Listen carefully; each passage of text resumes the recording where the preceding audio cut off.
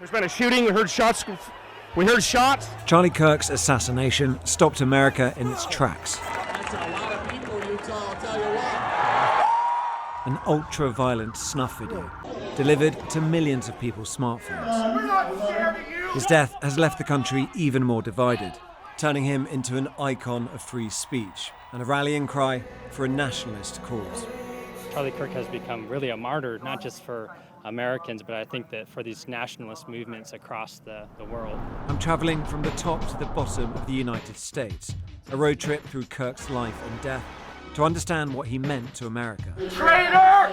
And how his assassination might change it forever.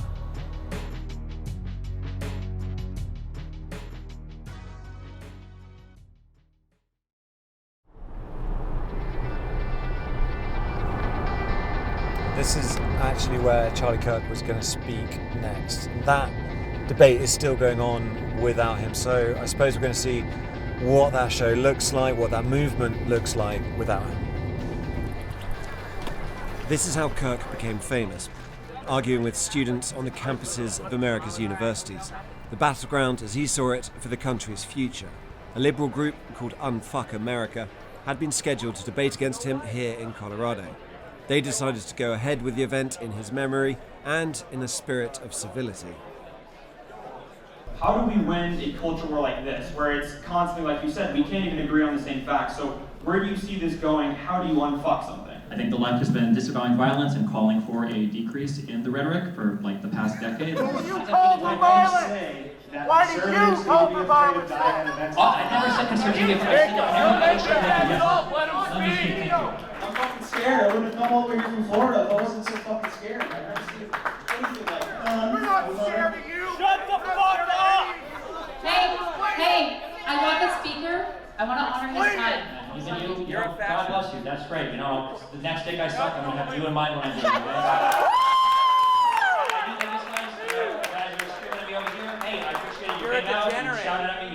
What did you make of Charlie Kirk? I mean, not talking about his murder, but just of him, the man, the movement. What did you think of him?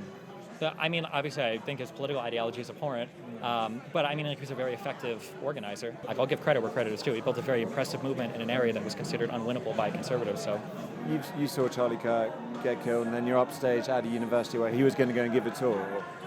You still wanted to get up there and do it.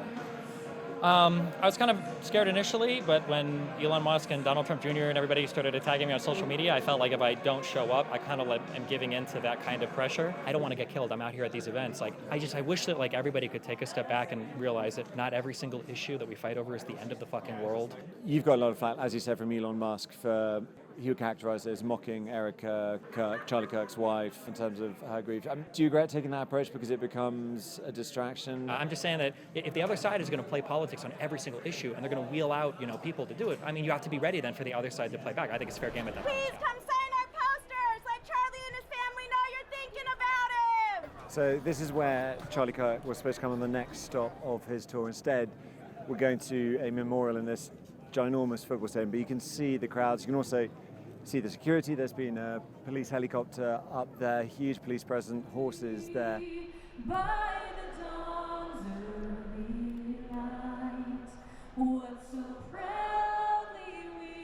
I've always said that America is not going to fall from some foreign enemy, some outside force. The way America will fall is from within. And it'll happen because of the weakness of the American people. This is a vigil, but it's also really a recruitment drive. Speakers here addressing this crowd, and you can see the effect it is having on that crowd.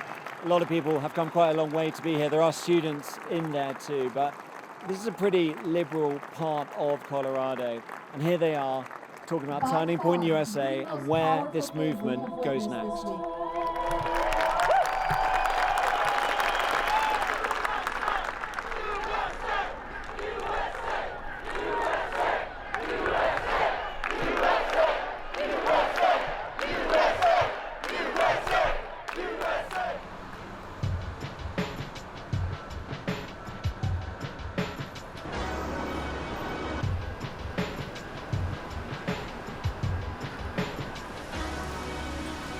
So like a lot of big cities in America, Chicago is pretty liberal, but it's also a Democrat stronghold. This is where Barack Obama made his political career, voted for Kamala Harris in the last presidential election, has always voted for Democrats since the early 90s. So it's perhaps a bit surprising that this is also the hometown of Charlie Kirk.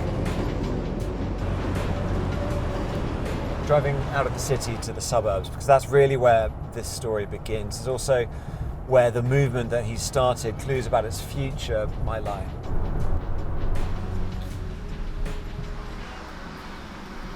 I went to Wheeling High School, where Charlie went, and I joined the Turning Point chapter there. So that also kind of brought me into the world of Charlie Kirk. He opened up the conversation to a lot of more conservative-leaning kids to speak up. My family is conservative, I hold those values myself, but it was really nice to hear somebody younger speaking on this, because a lot of the times you think politics and it's just all old people and they just all talk about that. So it was nice to hear a young voice. And have you had backlash for being a sort of Charlie Kirk supporter from your friends or Yes, online? I have, but What do people say? that I'm horrible, that I'm racist, that I'm homophobic, that I'm transphobic, just all of the phobics. And I don't identify myself with any of that. I think that I'm a very loving and open person to anybody. Okay, so we arrived in our car and you clocked us already. I knew from filming right away that you were either up to no good or you're going to do an interview. And you're armed, and is that because of the atmosphere around this, because of what happened to Charlie Kirk? I am carrying it today, especially in a slightly different manner because of what happened to Charlie and because of the potential threats to me and to the people that are here with me. Yeah. I actually have body armor in the car too, so. I mean, that's quite a scary way of looking at the world on a beautiful sunny day in a lovely residential district, but that's where things are. When you're a sheepdog, things are always a potential threat. I consider myself a sheepdog. We're here to protect the sheep and, if need be, put ourselves between the wolf and the sheep. Kirk used social media to spread his message, to win over young minds, but he also built a formidable political organisation, Turning Point USA. Boots on the ground to mobilise the likes online. Miguel, sorry. How are you doing, Tom? Good, how are you? Miguel. Sorry to interrupt. We're just going to have a great chat.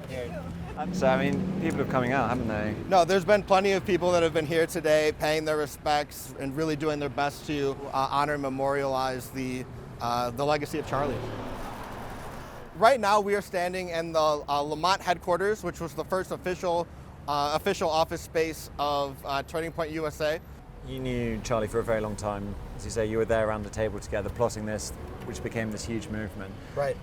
I mean, what was it like, the news for you, when you heard that he had been shot? I stupidly opened up my Twitter app or my X app, and the video was the first thing that I saw. And you know, I really wish that I hadn't seen the video, but it was definitely a very difficult day to get that kind of news, for sure. I'm sorry. I mean, yeah, just right there, that's your friend, and the video is so graphic. Right. Fine if you want to take a second. No, it's okay. I think that there are plenty of opportunists that will want to see this as a Franz Ferdinand assassination type of an event in the culture war, who will want to take any and every opportunity to use this to continue to drive division and to see this as an opportunity to create World War III. But I think that if we can really get to the essence of what Charlie stood for and what he would have wanted, is that he would have wanted us to continue to engage in conversation, to see the humanity of the people that we disagreed with. We've been in the city speaking to people too who have very different views of Charlie Kirk. They don't like what he stood for at all. Do you see where they're coming from? I certainly do. It's from the dark side. And if you are in light and you are a believer and follower of Jesus Christ, you understand what things he was saying. You understand. But when you're in darkness, they're more threatened by that. They don't understand it, and they're threatened. Satan is always threatened. When we're speaking to those people, the things they cite are his attitudes towards, say, gay marriage, for instance, or towards Islam as well. Do you think that his views there were informed by his Christianity? There are no absolute okays in this world. There is right and wrong.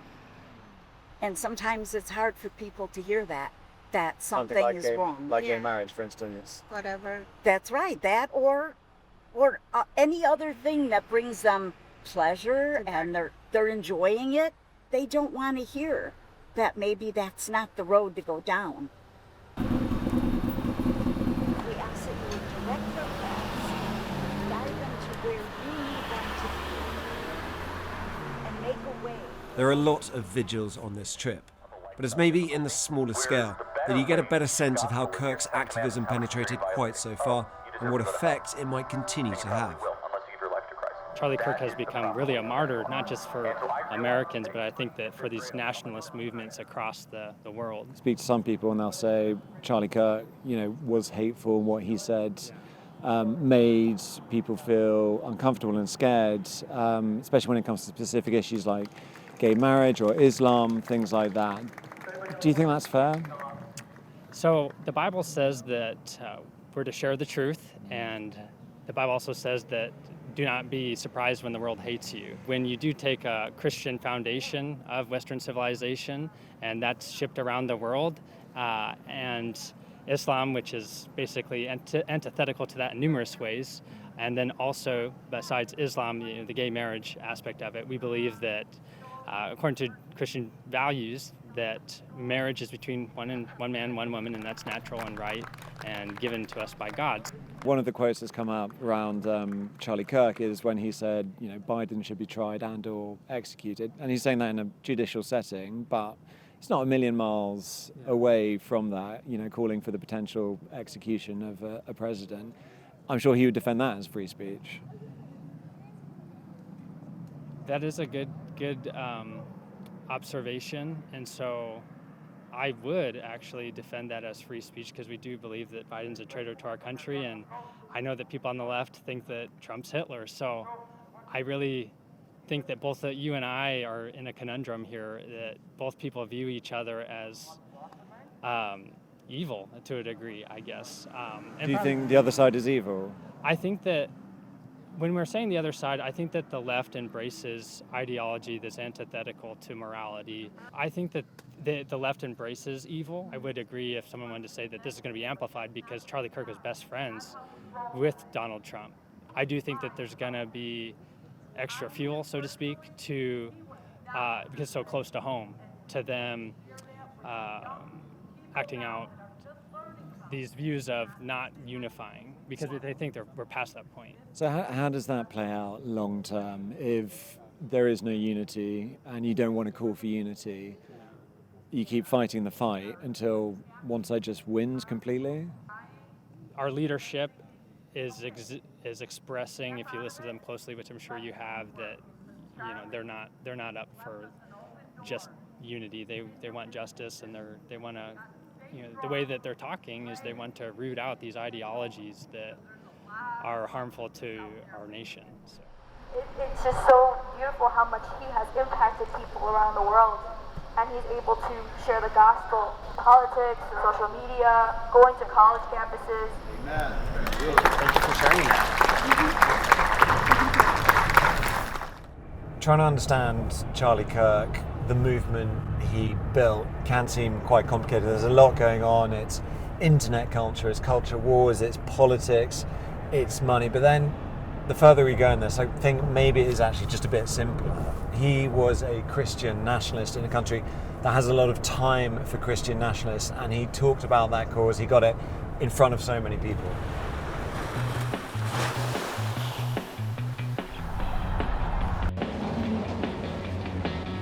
If progressive ideology has a home, it is here in San Francisco, but California is also the epicenter of technology. Silicon Valley, all those social media companies based here, and social media so crucial to what Charlie Kirk was doing, what he was building. So we're heading into deepest, wokest America. This is the University of Berkeley in California. Hey, how you doing? I'm all right. How are you? Sure. Hi, I'm Tom. Martin, nice to meet you. How you doing, Martin? I'm Miguel. Hey, Miguel. How you guys doing? Thanks for speaking to us. Absolutely, yeah. Ice. Great. How does that go down here? Well, I mean, you get some reactions. It says numbers. Yeah? Yeah. We just try to spread the good word of conservatism and spread the amazing job that Donald Trump's doing for our country right now. How does that go down here in Berkeley, which, in my understanding, is sort of a hotbed of progressivism? I don't want to say unsafe, but sometimes people spit at us, sometimes people will yell at us. A lot of that's a little bit more rare. When you have an entire political side and a presidential candidate calling the other side fascists, calling the other side Nazis, it lays the pretext for the radicals on your side to be able to do something like this. Again, I mean, I think it's quite easy to find examples of people calling Democrats communists and Stalinists, that sort of thing. I mean, it just, when we've been going through, all the states we've been through so far, we keep having this conversation and each side keeps blaming the other, saying they've got a problem, we don't have a problem. Yeah, but you haven't seen it as prominent on the right. Like, one of the main things that Democrats were talking about in the last election was that this was about democracy, that Trump was this broad dictatorial force. Yeah, and when you're when you're saying the other side is trying to overthrow the country, when you're saying that the other side is equivalent with Hitler. But that's something that Charlie Kirk said himself, that Biden should be tried as a traitor and or executed. I don't think Charlie Kirk ever said that Biden He did. I can pull up Biden should be executed? Yeah, he said he should be put on trial for treason and or executed. And look, he's obviously putting a thing out there, but I'm just saying this rhetoric isn't just for one side, and especially when we're talking about Charlie Kirk. And this is, we can deplore what happened to him. I certainly agree that the rhetoric is definitely coming from both sides of the aisle. What I don't see right now on the right is the mainstream support for violence against popular commentators on the left. And like I keep saying, sure, the commentators have come out against this, but right now I'm on this campus and I see the people who are going to be professors in the next 30 years, and I can tell you, it looks bad. I'm not excited about it, but, I'm not going to mourn someone who was actively, rooting for my death as a trans person, And so it's not like I'm going to feel bad about it or, send thoughts and prayers, because if it were me, he'd be so happy. His talks about transgender ideology, that changed a lot of how people treated me at my own high school.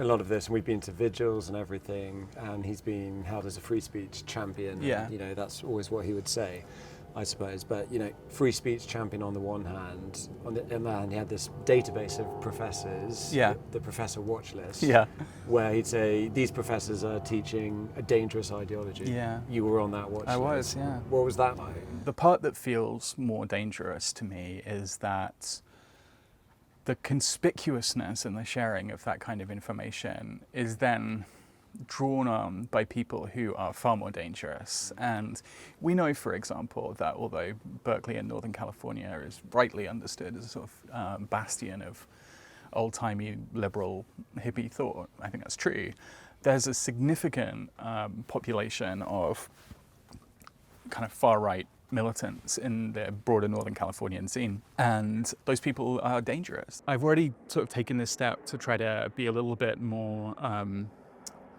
careful about my office hours, because that would conventionally or historically have involved me sitting in a room that people could be sure to predict, usually on my own with the door open for 2 hours a day, and I feel a little unsafe doing that right now. So in negotiation with my department, I've changed it. We find ourselves in this polarity whereby we're so disgusted at the conduct of the people we understand as our enemy that we point out every time they do something vulgar. And then the moment that it falls to us to do something equally vulgar and disgusting, we do so anyway and then blame the other side because they started.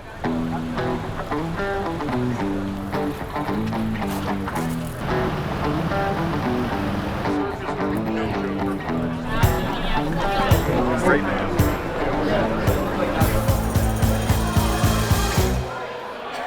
We drove 10 hours, yes, but it was worth it, and I'm so glad to be here. We weren't gonna get in, but it's just powerful to be in the midst of all these people and be gathered together. I wouldn't have realized how much of an impact that Charlie Kirk's organization has had on the country and on the world until he was gone. And it's so sad that that had to happen. But I know that God really does give beauty for ashes. I'm so grateful to Jesus Christ, because I know that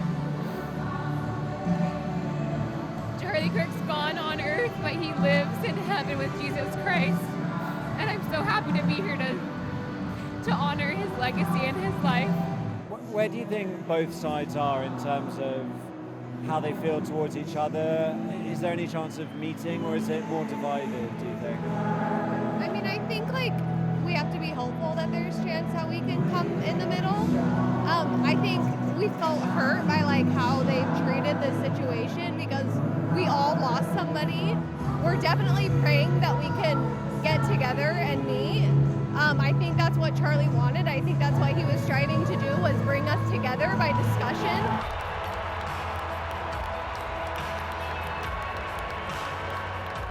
And to those trying to incite violence against us, those trying to foment hatred against us, what do you have? You have nothing. You are nothing. You are wickedness, you are jealousy, you are envy, you are hatred. You are nothing. You can build nothing. You can produce nothing. You can create nothing. Please give a warm welcome to Mrs. Erica Kirk.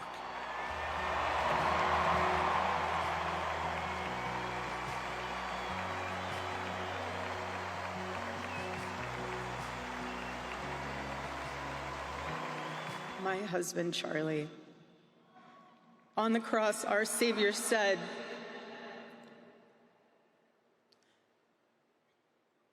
"Father, forgive them, for they not know what they do." That man, that young man, I forgive him.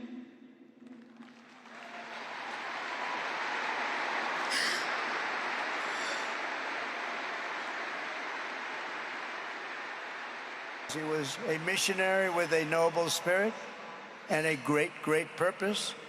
He did not hate his opponents. He wanted the best for them. That's where I disagreed with Charlie. I hate my opponent, and I don't want the best for them. I'm sorry.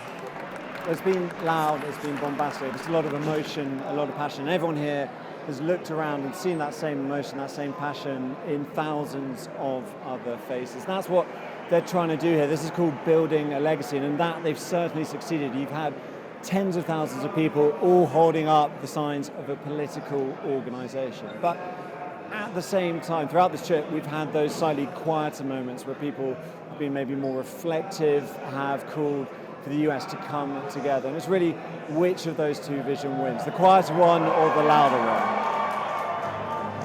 What did you think of that? I think the highlights were, of course, the President of the United States spoke, and along with people of his cabinet, essentially spoke to using the fight word, so to speak, and using the what word? Sorry. The fight word. Fight. Yeah. Yeah. So Fight. That's what you wanted to hear, is the fight. Yeah. We view the left as very irrational. The term was used by Stephen Miller 100%. And people in the cabinet. The term wicked came about, that to deny these basic truths and being taught that you should be ashamed for stating otherwise came out today. So we should not be ashamed to stand against that. On the other hand, we had Erica Kirk's message of forgiveness, which I thought was very powerful. But when you're describing the other side's beliefs as wicked, that makes it an existential struggle. Yeah. If people are paying attention to what they say on the daily, they know what they mean by those terms. Just keep going. Fight. Fight.